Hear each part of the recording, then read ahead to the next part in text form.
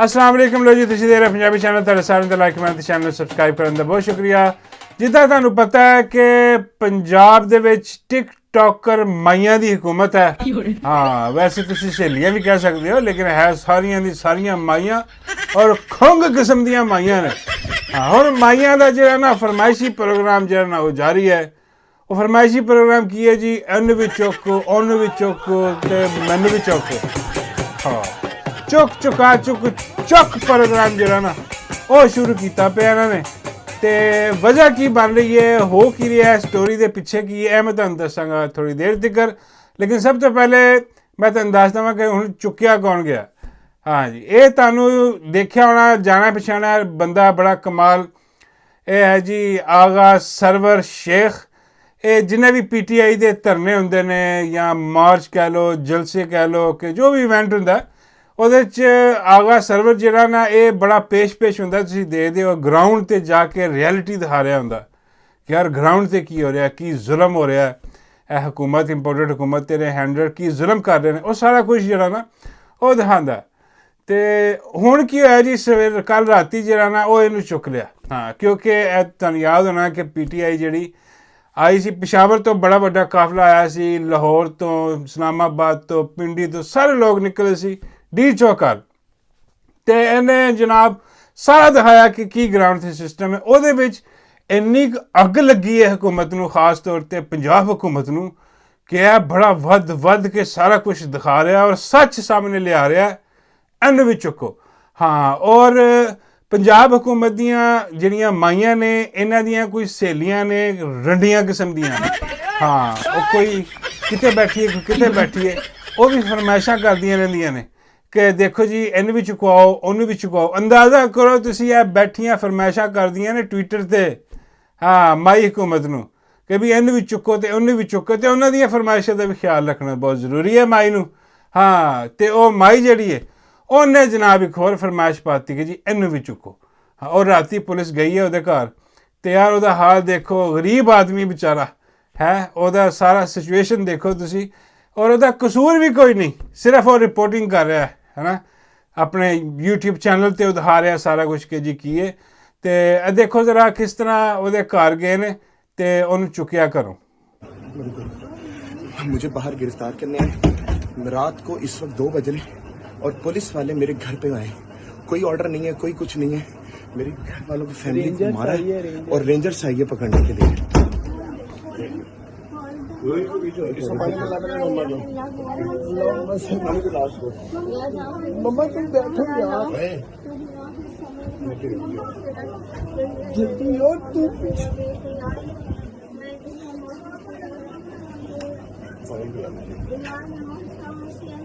जल्दी ये पकड़, कौन है? बाबा खोलो दरवाजा तोड़ देंगे। बाबा खोलो, जल्दी खोलो बाबा, खोलो।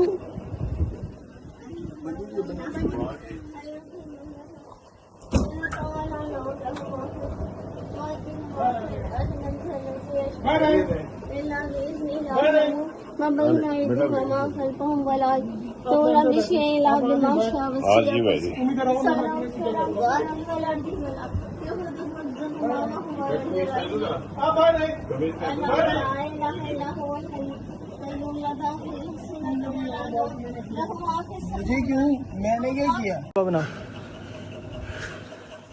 अस्सलाम वालेकुम रहमतुल्लाह। सर जी, मैं आगा शेख सरवर का कहते वालिद हूँ। मैं घर में कहते कम से कम 15 से 20 पुलिस वालों ने छापा मारा और मेरे घर की लेडीज के साथ उन्होंने बहुत ही कहते बदतमीजी की है। और कहते घर के हमारे कहते मोबाइल और चीजें भी कहते निकाल के लेके चले गए।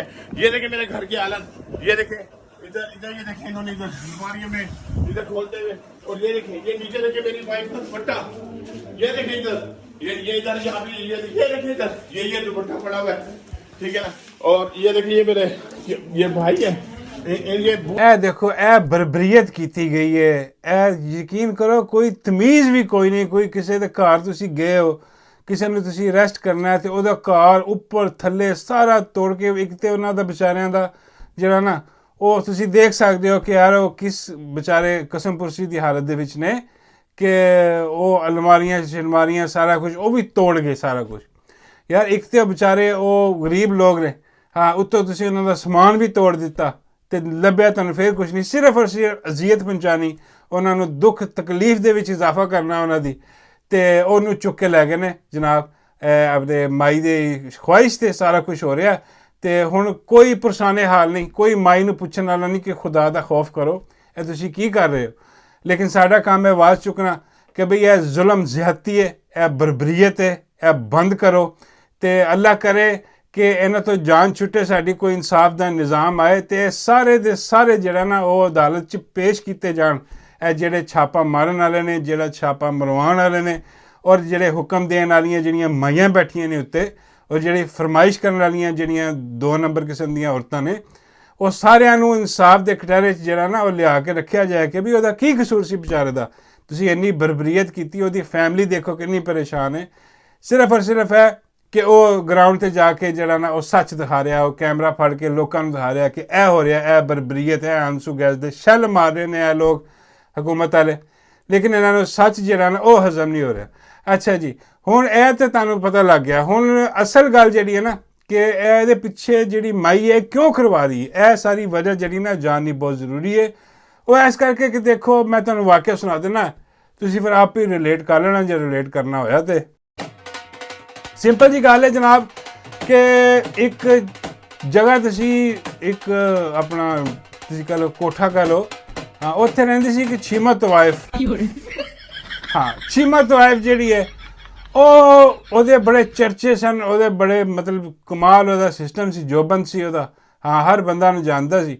ਹੁਣ ਚੀਮਾ ਤਵਾਇਫ ਜਿਹੜੀ ਨਾ ਉਹ ਹੋਣ ਲੱਗ ਗਈ ਬੁੱਢੀ, ਹਾਂ ਉਹ ਜਿਵੇਂ ਹੀ ਉਹਦੀ ਉਮਰ ਢਲੀ, ਹਾਂ ਉਵੇਂ ਹੀ ਉਹਦਾ ਬਿਜ਼ਨਸ ਵੀ ਬਹਿ ਗਿਆ। ਹਾਂ ਮੇਰਾ ਮਤਲਬ ਹੈ ਕਿ ਕੰਮ ਵੀ ਕੋਈ ਨਹੀਂ ਰਹਿ ਗਿਆ। ਹੁਣ ਉਹ ਚੀਮਾ ਤਵਾਇਫ ਜਿਹੜੀ ਨਾ ਉਹ ਦੇਖੇ ਕਿ ਵੀ ਦੂਜੇ ਪਾਸੇ ਤੇ ਬੜੇ ਰਸ਼ ਹੈ, ਹਾਂ ਇੱਧਰ ਮੇਰੇ ਹਾਲ ਤਾਂ ਕੋਈ ਹੈ ਹੀ ਕੋਈ ਨਹੀਂ ਹੈ ਤੇ ਬੜਾ ਕੰਮ ਖਰਾਬ ਹੈ। ਹਾਂ ਤੇ ਉਹ ਵਿਚਾਰੀ ਬੜੇ ਪਰੇਸ਼ਾਨ, ਹਾਂ ਵਿਚਾਰੀ ਤਾਂ ਨਹੀਂ ਖੈਰ ਲੇਕਿਨ ਉਹ ਬੜੀ ਪਰੇਸ਼ਾਨ ਹੋਈ। ਹਾਂ ਉਹ ਕਹਿੰਦੀ ਕਿ ਇਹ ਕੀ ਹੋ ਗਿਆ। ਫਿਰ ਉਹਨੂੰ ਇੱਕ ਤਰਕੀਬ ਸੁੱਝੀ, ਉਹਨੇ ਕੀਤਾ ਕਿ ਉਹਨੇ ਥੋੜਾ ਜਿਹਾ ਨਾ ਡੈਂਟਿੰਗ ਪੈਂਟਿੰਗ ਕਰਵਾਈ ਆਪਣੀ, ਹਾਂ ਕੋਈ ਸਰਜੀਆਂ ਸੁਰਜੀਆਂ ਕਰਵਾਈਆਂ ਚੀਮਾ ਤਵਾਇਫ ਨੇ, ਹਾਂ ਕੋਈ ਥੋੜੀ ਜਿਹੀ ਟਿਪ ਟਾਪ ਕਰਕੇ ਮੇਕਅਪ ਮੁਕਅਪ ਕਰਵਾ ਕੇ ਹੁਣ ਉਹਨੇ ਨਾ ਘੇਰਨੇ ਸ਼ੁਰੂ ਕਰਦੇ ਉੱਥੇ ਦੇ ਜਿਹੜੇ ਹੁੰਦੇ ਨਾ ਥਾਣੇਦਾਰ, ਹਾਂ ਉਹ ਉਹਨਾਂ ਨੂੰ ਘੇਰਨੇ ਸ਼ੁਰੂ ਕਰਦੇ। ਉਹ ਕਹਿੰਦੀ ਲਓ ਜੀ ਮੈਂ ਥਾਣੇਦਾਰ ਘੇਰਨਾ, ਉਹਨੇ ਆਪਣਾ ਟਾਰਗੇਟ ਬਣਾ ਲਿਆ। ਹੁਣ ਉਹ ਜਾਵੇ ਥਾਣੇ, ਕਦੀ ਕੋਈ ਰਿਪੋਰਟ ਲਿਖਾਣ ਕਦੀ ਕੋਈ ਰਿਪੋਰਟ ਲਿਖਾਣ ਕਿ ਦੇਖੋ ਜੀ ਮੇਰੀ ਜੁੱਤੀ ਚੋਰੀ ਹੋ ਗਈ ਹੈ, ਦੇਖੋ ਜੀ ਮੇਰਾ ਮਤਲਬ ਹੈ ਕਿ ਬਲਬ ਕੋਈ ਲਾ ਕੇ ਲੈ ਗਿਆ, ਇਹੋ ਜਿਹੀਆਂ ਗੱਚੇ ਲੈ ਕੇ ਨਾ ਚੀਜ਼ਾਂ, ਤੇ ਉਹ ਅਦਾਵਾਂ ਦਿਖਾਵੇ ਜਾ ਕੇ ਥਾਣੇਦਾਰ ਨੂੰ। ਹੁਣ ਥਾਣੇਦਾਰ ਜਿਹੜਾ ਨਾ ਉਹਨੂੰ ਪਤਾ ਨਹੀਂ ਸੀ ਕਿ ਮਾਈ ਸਰਜਰੀਆਂ ਵਾਲੀ ਹੈ, ਹਾਂ ਟੋਏ ਪਏ ਨੇ ਮਾਈ ਦੇ, ਉਹ ਭਰੇ ਨੇ।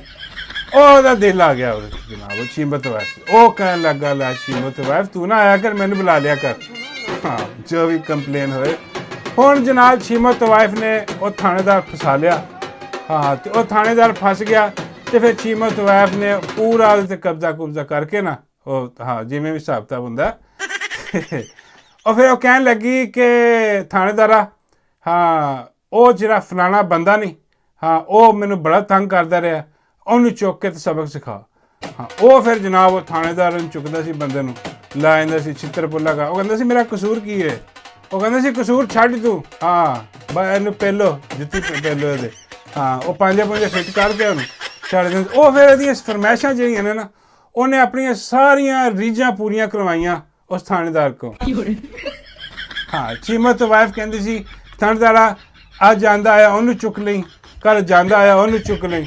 ਤੇ ਉਹਨੇ ਤਕਰੀਬਨ ਜਿਹੜੇ ਉਹਦੇ ਮਤਲਬ ਪੁਰਾਣੇ ਦੁਸ਼ਮਣੀਆਂ ਵੀ ਸੀ ਉਹਦੀਆਂ, ਜਿਹਨੂੰ ਬੰਦਾ ਕੋਈ ਉਹ ਪਸੰਦ ਵੀ ਨਹੀਂ, ਜਿੰਨੇ ਉਹਨੂੰ ਕਿਹਾ ਸੀ ਕਿ ਜਾ ਬੁੱਢੀ ਘੋੜੀ ਲਾਲ ਲਗਾਮ, ਉਹਨੇ ਵੀ ਚੁਕਵਾਤਾ ਉਹਨੇ।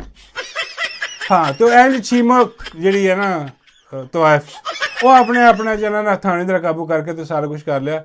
ਤੇ ਬਸ ਤੁਸੀਂ ਇਹੀ ਸਮਝ ਲਓ ਹਾਂ ਕਿ ਚੀਮਾ ਤਵਾਇਫ ਜਿਹੜੀ ਹੈ ਨਾ, ਹਾਂ ਉਹਦੀ ਯਾਰੀ ਹੋ ਗਈ ਹੈ ਉਹਦੇ ਨਾਲ ਥਾਣੇਦਾਰ ਨਾਲ, ਤੇ ਹੁਣ ਬੰਦੇ ਚੁਕਵਾਈ ਜਾ ਰਹੀ ਹੈ। ਹਾਂ ਕਦੀ ਇਹਨੂੰ ਚੁੱਕ ਕਦੀ ਉਹਨੂੰ ਚੁੱਕ। ਤੇ ਰੀਸੈਂਟਲੀ ਇਹ ਵਾਕਿਆ ਹੋਇਆ ਤੇ ਦੂਸਰਾ ਇੱਕ ਚੀਮਾ ਤਵਾਇਫ ਨੇ ਜਿਹੜਾ ਨਾ ਇੱਕ ਹੋਰ ਬੰਦਾ ਚੁਕਵਾਇਆ। ਸੌਰੀ ਮੈਂ ਕਹਾਣੀ ਤੋਂ ਬਾਹਰ ਆ ਜਾਵਾਂ, ਹਾਂ ਇਹ ਕਹਾਣੀ ਸੀ, ਇਹਦਾ ਤਾਲੁਕ ਕਿਸੇ ਵੀ ਹੋਰ ਚੀਜ਼ ਨਾਲ ਨਹੀਂ ਹੈ।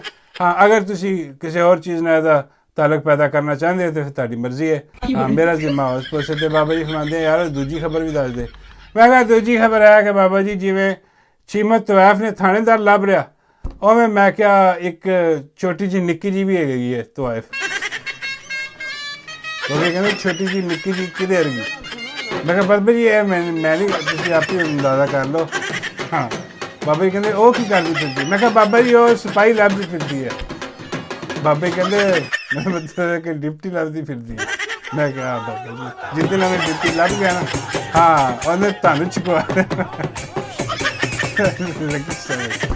ਡਿਪਟੀ ਆ ਲਿਆ ਡਰ